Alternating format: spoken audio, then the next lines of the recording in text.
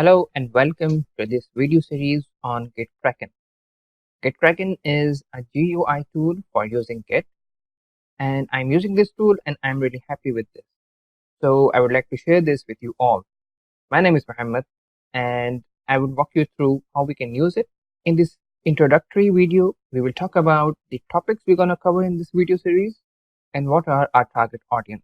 So the topics we're going to cover, and before going towards the topics we're going to cover, we have some prerequisites.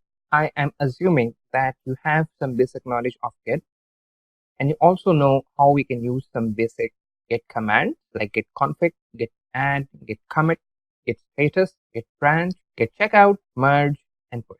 Because I'm not going to cover these things in detail, rather I will use the Git Kraken tool, and Git Kraken tool will use these commands at the back. So it is necessary that you must know about Git. Some basic information is necessary to use this video series. So what we're going to do, we're going to initialize the repository. We're going to commit some files. We will amend some commits, squash commit. We will create and merge branches locally, and then we will push to the remote repository. Now, what are our target audience? Students are the main target audience, and they can learn a lot from this.